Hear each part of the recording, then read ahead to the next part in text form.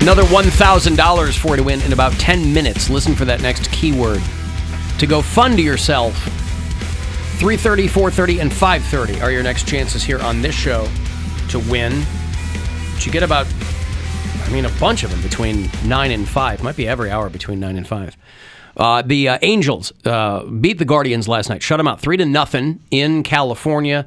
That's a first of 4. Still plenty more baseball to be played. So 9:38 tonight is the second of 4 here on MMS. 9:38 pregame gets going a little bit, about 30 minutes prior.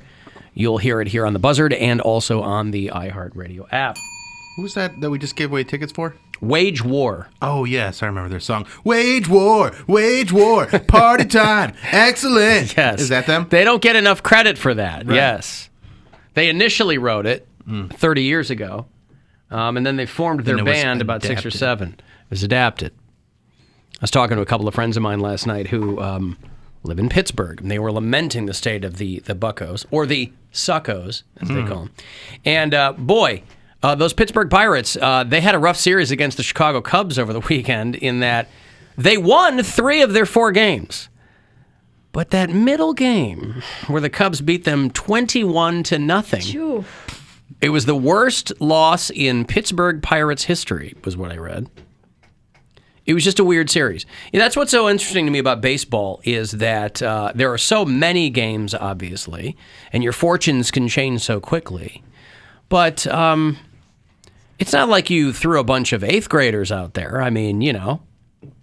4-3, first game, Pirates win, right? And again, these aren't huge scoring games. 4-3, beat the Cubs. Pirates are technically around 500. They're a better team right now than the Cubs. Again, I'm a White Sox fan. I couldn't give a fat frog's ass about what the Cubs are doing. Pirates beat them game 2, 4-2. They beat them in the 4th game, that 3rd game, 21-0. You think you go down as a baseball player, like you go down like 7-0, and you're just like, screw it. We got 180 games left. There's no mercy rule, man. There's no mercy rule. Kids get a mercy rule. Why even try at that point? Where you're like, You've got to try, Mary. But why? Because you don't want to lose 21-0. But you want to get a run. Okay, not even 7-0. You're down 12-0. And you're like, all right. Even if it was 21-2, it's still a blowout, but you got 2 runs. You don't want to get shut out at 20. You did nothing. 21 unanswered runs. But that's what I mean. So to make that... Your thought is, hey, when it gets bad enough, give up. No, that's the only thing I can make it make sense. Unless they were just trying, because every other game you said was an okay game, normal baseball scoring game. This one, but low scoring games happened, yeah. And then they were probably just like, "Dude, we're not coming back. It's 19-0. Yeah, there's an inning and a half left. We're not coming back." The Cubs scored more in that game than the combined scores of the other 3 games, right? Or equal to, I think maybe. It's a wild weekend. It's a wild weekend of baseball. You cannot tell me if you were, even if you are making $70 million playing professional baseball, if you're standing in the outfield and you're down 17-0, you're going to run just as hard as if you were down by 1 run? I wouldn't. Yeah, you might not want to risk getting yourself hurt when there's no chance of coming back. There's a 0% chance you're going to win this game. But if you're in the rotation, you're hoping to get a run. You're hoping. Yeah, you're hoping to. I think if you're going to play smart still, because you don't want to get injured. But if there's a ball that you have to dive to catch and you think you can do it, I think it's still at that level instinctual to go and try and make that play. I don't think it is. I think if you're down 17-0 and you look at the ball and it's, 20 feet away from you, you just go, like, guys, I'll get it when I get it. Yeah. They're in the bullpen. They go, guys, you know what? It's 14-0. From here on out, just don't worry about it, all right? But we're going to go out there. Don't worry about it. Let's see. But you want your highlight. If you can get that highlight, you want that replay. It reminds me of the episode of The Simpsons where he's picturing Homer's imagining himself as the quarterback for the Denver Broncos, and he dives in for a touchdown, and he's like celebrating like he just won the Super Bowl, but it's like 49ers 56, Denver 6. Yeah. The Pirates were able to, like I said, they won 3 of those 4 games. They also set a new MLB record for the largest run deficit in winning 3 games of a 4-game series. That's really funny. That's how huge the blowout was. That's a funny stat. Yeah, it's wild. Alan, I once lost a softball game 54-4. That's what I'm saying. I'm not playing anymore. I'm going to sit my ass down in the outfield and make a TikTok. I'm just saying, what like, are we doing here? unless this person is the ghost of Roberto Clemente, like, if you're playing intramural. Ultramural. Sorry. Yeah. That sounds intense. I played ultramural. Yeah, it's full pads, full contact. Intramural. Full contact baseball. Yeah, that's right. Intense. If you're playing intramural softball, there's a mercy. Like, you just go, well, guys, let's go get the beers. Yeah. Well, who are we trying to impress? We had 20-4. I'm like, someone else can play or we can forfeit. I'm done. Yeah. I'm not playing this game anymore. There's guys, they're trying to impress. Oh, I know. When my wife used to play kickball with, like, Polk and that whole crew, there were dudes And out that's there. kickball. Huh? And that's kickball. And that's kickball, Yeah. right. You get into the You're softball. But you're supposed to screw around with these games. Like, even if it's softball. Bro, what's wanna going know on here? Who doesn't screw Who around? hurt you in high school? Have you ever been to a bar league volleyball game? Sure. Because those are some of the most intense human beings I've ever met in my life. Yeah. Where like softball bros can be kind of douchey, but bar league volleyball is some of the like most peaked in high school. This I is think my everything. A lot of those are the same type of people. Because even with have you ever had someone tell you their stats? Dude, Like I've with gone on dates with guys like Yeah, this. they're like telling Come watch you- me play volleyball. No. They're telling you their stats for their softball league, and you're like, really? You did all that. Good job, pal. And you memorized all of it. We were You kept track of it and memorized it all. When we were in Mexico, like I said, all the rooms had their own pool. And so we had gotten back to the room, and my daughter and I were just kind of kicking it. Gwen was doing something. And so Nora and I are in the pool outside on our balcony or whatever. And we're watching what's going on the stretch of beach, because it's like our hotel and then this stretch of beach and then the sea. And so we're watching these people playing volleyball on the beach. And it's just a bunch of people who probably met just then. Yeah, You know, like they're just trying to throw the people resort together, puts yeah. a net up, and whoever wants to play will play. And so my daughter and I are like sitting there watching in the pool. And these people, it was like they had never seen a volleyball before. It was a mix. It was like looked like a college girl, and then an older guy, and a guy who's clearly trying to impress. And there's a dude with sunglasses and a shirt off. And my daughter is sitting there going, "Come on, man." Like, just watching these people, Yeah. I'm like, I don't know what they're doing. This is the worst game of beach volleyball I've ever seen. But you know what? And you know how much I love beach volleyball, Oh, Bill. yeah. Oh, my It's the God. only reason you like Top Gun. Oh, I buy tickets. I buy tickets for all of the seasons. But I mean, for every douchey bro team on those like bar league types of games, there are the people who are just there to get drunk, where they're like, we have to show up so that the bar will pick up our tab after this. Like, you know what I mean? So I guess it might be a little unfair to say that they're all douchebags. But there was one summer. Listen, I have no problem with putting effort into things. I think anything you are going to do, you should. But there's also, you are trying to have fun. And if you're one of these Yeah, guys that's who's what I like mean. It's like screaming, having Yes. understanding of the they're like actual fighting stakes. and like yelling at their teammates. like and read it's the like, room, what are bro. you doing? Yeah, you're not going to the World Series here.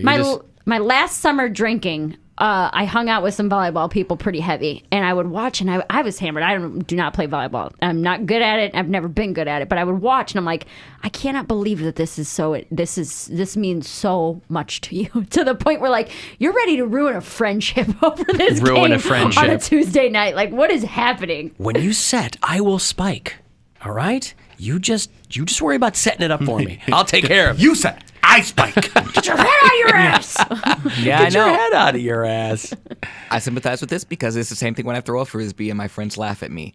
You never feel more. That is no. First of all, not a team sport. Second of all, you should be roundly mocked if you don't know how to throw a frisbee as a grown man. Second of all, You don't have it's to be so mean about it. first and third of all, not the same You as played the volleyball thing. dodgeball though, didn't you? On a league. Yeah, I was always picked He was on a Gay league. Stonewall league. Was it? Yeah. Wasn't there people there that took it way too seriously?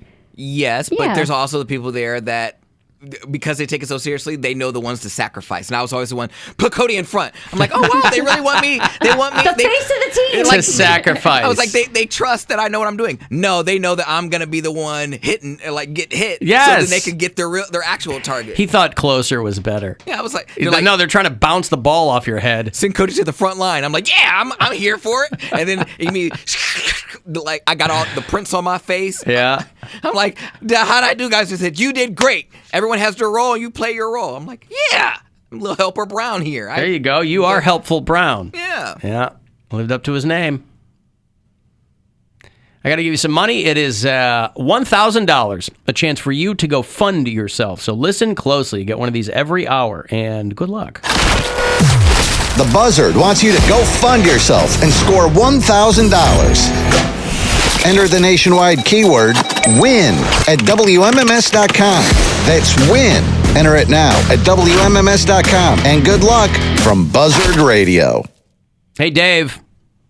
Hey, how you doing? How are you, man? Hey, good. Just wanted to say you never want to give up. Look up the 2001 Cleveland Indians versus the Mariners.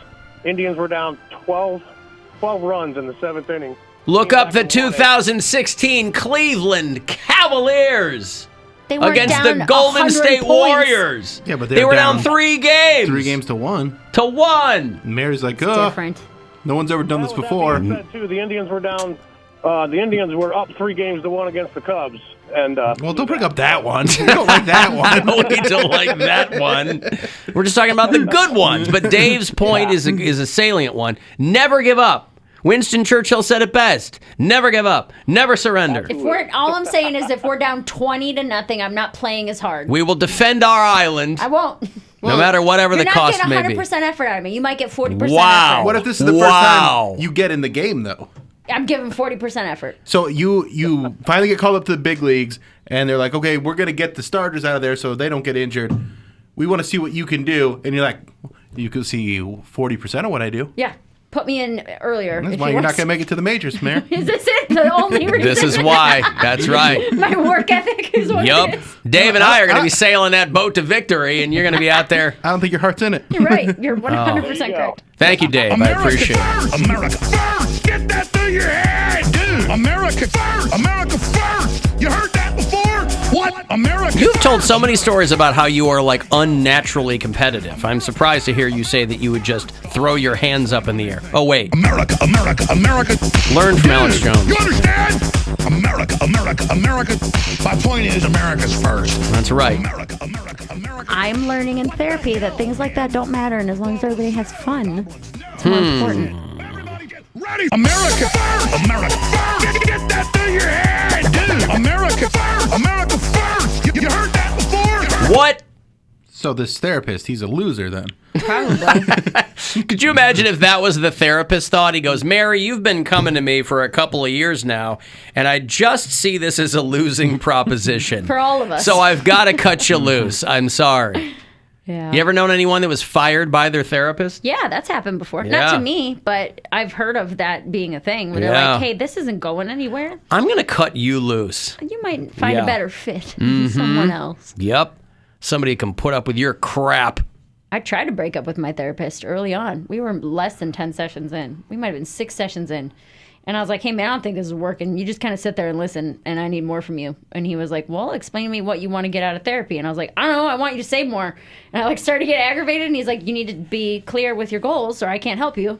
And so I'm like, well, no, it's not about my goals. You're not doing enough. He's like, you're not doing enough. You should be able to tell me my goals. Right. Yeah. He's like, maybe you're not ready to quit yet, huh? You ready to go with that? Did you come up with some goals? I did, actually. Not being so competitive. Hey. You're not being so bossy. Joe in Philly. Yeah, what up, guys? Hey, what's going on? Hey, so I had to make that transition from Division I athletics to bar league, rec league, softball. Mm-hmm. But it was the transition was the league was with people I worked with, and the first several games I about lost my GD mind. Mm-hmm. Just yelling at my coworkers, like, Nancy, like, get up. Like, get the ball. You're a shortstop. Nancy. Like, It's always accounts payable that's lagging behind. It will be something, but, like, somebody had to pull me aside and be like, Joe, stop. Like, you don't need to yell at these people. Like, we're just you got to go. Joe, you have to see them at work the next day. Yeah. Again, it took me like 3, 4, 5 games, and somebody pulling me across to the side, being like, "Hey, like you can't yell at these people." And, like, yeah, it really pained me to not yell at them because they all just sucked. But you also kind of have to get. I mean, any good coach will tell you that you have to reach people where they are, right? You have to find a way to communicate to them what you want them to do in a way that doesn't make them feel inferior. Hey, Nancy, I want you to put as much effort into this as you did last year's celebration at our Christmas party. You killed that, and that's what I'm going to need from you. I'm going to need big Christmas energy from Nancy out there on the court. I agree with you, but I think my size might have been a problem too. So to get on somebody's level, I can't grow an extra 3 to 4 inches. So my Napoleon complex was really hampering me down to get to that point. I see. Joe, are you the kind of guy who's given 100% when you're down 20 runs? That is enough out of you, Mary. All right, thank you, Joe. See, I'm more of the type that likes to challenge myself and just compete against myself. And one of the ways I do that is to just challenge my own like mental durability is trying to watch Joe's Instagram story. Because I've said it before, and I'll say it again, it is rough. What do you mean? I don't even follow him, I don't think. Oh, JoJo Babyface. And it's just some of the most cringe videos you could watch. So why do you watch it? Because they're fascinating. They are absolutely fascinating, but they are hard to watch. He has no story right now. No, it's not every day, but when you run into it, they come in bunches. And they come in bunches. And it's his whole feed is just food and shoes. That's what his feed is. Yeah. But when he posts a story, he'll go on TikTok, find a bunch of weird stuff, and then put it on his Instagram story. And it's very cringe, and it's very uncomfortable, and it really does test your mental fortitude. Really? I think it's Allie, one of our bureau chiefs, I think out in Toledo. Okay. Or Amy, I can't remember. Well, he's way into hot dogs, clearly, because all of his pictures are either hot dogs or tennis shoes. Yeah, I mean, if I'm not into somebody's feed, I ain't going into the stories.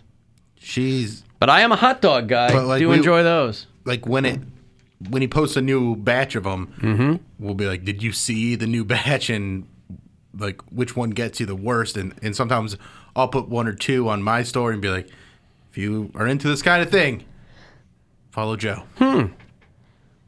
Alan, did you know that there are no wild horses in the Americas? They're all feral. We were talking about feral versus stray cats earlier. Well, what's the difference between wild and feral? I thought that was the same thing. I saw wild cows out in Arizona. We drove past. Wild cows. I'm not kidding. We were on the way from Goodyear to the Grand Canyon, and there's a lot of desert, but it's like high desert, so there's grass and stuff. And there's cows, but there's no fences or anything. So like right next to the road. And I'm like, whose cows are those? And my boyfriend's like, those are wild. They don't belong to anybody because there's no farms. There's no nothing around. They're wild cows. Just hanging out. Can you just milk them randomly? They aren't milk cows. They're like they're cattle. Yeah. What good are they? All horses in the Americas descended from conquistador horses. Keister? Yeah, Keister. Yeah, Keister horses. Yeah. Remember when you studied those in history? It was brainwashing. All that knowledge that brainwashed you? That was a real rough one on the Mormons when they were going through the Book of Mormon, and it's got accounts of horses in North America, and then they're like, actually, North America didn't have any horses until, after the 1400s, almost the 1500s, and they're like, well, the thing is this. Yeah, maybe. That's the timeline. Yeah. Listen, time is a flat circle, all right? And it's kind of strange. Just like Earth. That's a keister horse right there. That's what he was talking about.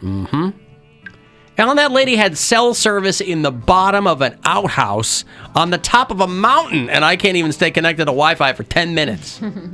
That's a universal complaint, right? Mm-hmm. What a commercial for Boost Mobile, though. Where you at? Where you at? I'm in the booth. Can you hear me now? Call the fire department. All right, I got a break. If you want to text for anything, 35192.